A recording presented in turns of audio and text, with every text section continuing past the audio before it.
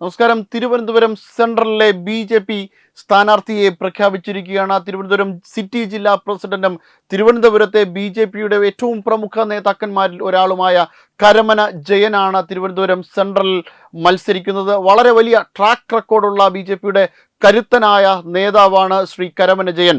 2011 പാറശാലയിൽ 10,310 vote മാത്രമായിരുന്നു BJPക്ക് ഉണ്ടായിരുന്നതെങ്കിൽ 2016 അതിനെ 3 ഇരട്ടിയായി വർദ്ധിപ്പിക്കുവാൻ വേണ്ടി കഴിഞ്ഞ നേതാവാണ് കരമന ജയൻ. അത്തരത്തിൽ വളരെ നിർണായകമായിട്ടുള്ള വളരെ ശക്തമായ പോരാട്ട വീര്യം പ്രകടിപ്പിച്ചിട്ടുള്ള BJPയുടെ സമുന്നതനായ നേതാവാണ് ശ്രീ കരമന ജയൻ. തിരുവനന്തപുരം ജില്ലയിൽ BJPയുടെ തലപ്പൊക്കമുള്ള നേതാക്കന്മാരിൽ ഒരാളാണ് ശ്രീ കരമന ജയൻ. അദ്ദേഹം നടത്തിയ നിർണായകമായ ചില പോരാട്ടങ്ങളുണ്ട്. അതിൽ ഏറ്റവും പ്രധാനമായിട്ടും ഇപ്പോൾ തിരുവനന്തപുരം കോർപ്പറേഷന്റെ വിജയത്തിന് വളരെ വലിയ പങ്കാണ് കരമന ജയന്റെ ഭാഗത്തു നിന്നുണ്ടായത്.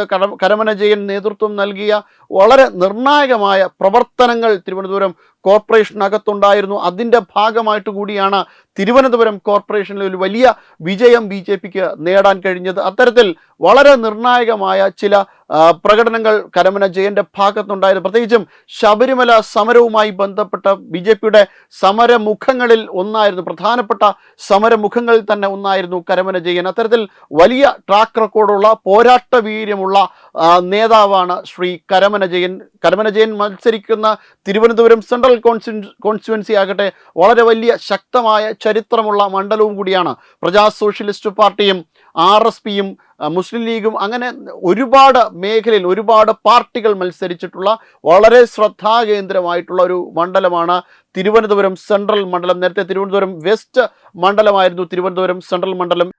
MV രാഘവനും VS ശിവകുമാറും അടക്കം പല നേതാക്കന്മാരും ഇവിടെ നിന്ന് മത്സരിച്ച് വിജയിച്ചിട്ടുള്ള മണ്ഡലമാണ് തിരുവനന്തപുരം സെൻട്രൽ മണ്ഡലം. ആ മണ്ഡലത്തിൽ വളരെ നിർണായകമായിട്ടുള്ള ഒരു പോരാട്ടമാണ് കരമന ജയന്റെ ഭാഗത്ത് നിന്ന് തിരുവനന്തപുരം തന്നെ കാണുവാൻ പോകുന്നത്. അത്തരത്തിൽ വളരെ ഞെട്ടിപ്പിക്കുന്ന പലതരത്തിലുള്ള പെർഫോമൻസുകൾ ഇലക്ഷനിൽ കാണിച്ചിട്ടുള്ള വ്യക്തി തന്നെയാണ് കരമന ജയൻ. കരമന ജയൻ ഇപ്പോൾ എതിരാളിയായിട്ട് LDFിൽ നിന്ന് ഉള്ളത് CP ജോണാണ്. CP ജോണും വളരെ നിർണായകമായിട്ടുള്ള നിരവധിയായിട്ടുള്ള പോരാട്ട വീര്യമുള്ള വ്യക്തിത്വം തന്നെയാണ്. എന്തായാലും തീ പാറുന്ന പോരാട്ടമായിരിക്കും തിരുവനന്തപുരം സെൻട്രൽ നടക്കുക എന്നത് ഇതോടെ ഉറപ്പായിരിക്കുന്നു. BJP കാത്തിരുന്ന ഇനി ആര് ഇവിടെ BJP തിരുവനന്തപുരം സെൻട്രൽ രംഗത്തിറക്കും എന്നുള്ള ആലോചനയ്ക്കൊടുവിൽ വളരെ ശക്തനായിട്ടുള്ള ഒരു കാൻഡിഡേറ്റിനെ തന്നെയാണ് തിരുവനന്തപുരം സെൻട്രൽ മണ്ഡലത്തിൽ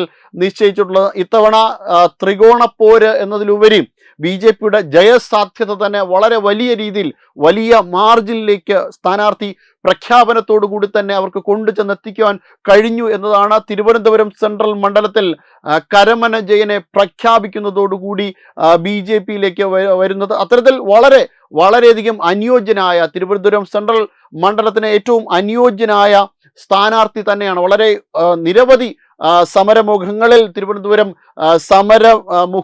സമരവേദികളിൽ തിരുവനന്തപുരം നഗരത്തെ പ്രതിനിധീകരിച്ചുകൊണ്ട് BJP പ്രതിനിധീകരിച്ചുകൊണ്ട് എത്തിയ BJPയുടെ സമരമുഖം നിരവധിയായിട്ടുള്ള ഇലക്ഷൻ തന്ത്രങ്ങൾ മെനഞ്ഞുകൊണ്ട് വലിയ വിജയങ്ങൾ പലപ്പോഴും BJPക്ക് ഇപ്പോൾ ഈ തിരുവനന്തപുരം കോർപ്പറേഷനിൽ നേടിക്കൊടുത്ത വലിയ തന്ത്രജ്ഞനായിട്ടുള്ള ശ്രീ കരമന ജയനെ BJP ഇക്കുറി തിരുവനന്തപുരം സെൻട്രൽ കോൺസ്റ്റിറ്റ്യുവൻസിയിൽ തന്നെ ഇറക്കിയിരിക്കുന്നത് വിജയം ഉറപ്പിച്ചുകൊണ്ട് തന്നെയാണ്. എന്തായാലും ഇനി തുടർന്നുള്ള നാളുകളിൽ എന്തായാലും സ്ഥാനാർത്ഥികളുടെ പോരാട്ട വീര്യം, അവർ നടത്തുന്ന ഇലക്ഷൻ തന്ത്രങ്ങൾ എന്തായാലും ഇനിയൊരു 20 ദിവസത്തേക്ക് ഒരു ഉത്സവ ആഘോഷമായിരിക്കും തിരുവനന്തപുരം സെൻട്രൽ കോൺസ്റ്റിറ്റ്യുവൻസിയിൽ. ആ രീതിയിൽ വലിയ ഒരു ത്രികോണ പോര് തന്നെയാണ് തിരുവനന്തപുരം സെൻട്രൽ മണ്ഡലത്തിലും ഉണ്ടായിരിക്കുന്നത് എന്ന് നിസ്സംശയം പറയുവാൻ സാധിക്കും. വെബ് ഡെസ്ക് തത്തുമൈ ന്യൂസ്. HIV അണുബാധ സന്തോഷപൂർണമായ ഒരു ജീവിതത്തിന് തടസ്സമല്ല. HIV അണുബാധയ്ക്ക് ഫലപ്രദമായ ചികിത്സ ഇന്ന് ലഭ്യമാണ്. ഇതിന് യഥാസമയം അണുബാധ കണ്ടെത്തുന്നതും കാലേക്കൂട്ടി ചികിത്സ നടത്തേണ്ടതും അത്യാവശ്യമാണ്. സൗജന്യമായ ചികിത്സയും മാർഗനിർദ്ദേശങ്ങളും സർക്കാർ ആശുപത്രികളിലെ ART അഥവാ ഉഷസ് കേന്ദ്രങ്ങളിൽ ലഭ്യമാണ്. ആരോഗ്യ സംരക്ഷണം ഓരോരുത്തരുടെയും ഉത്തരവാദിത്തമാണ്.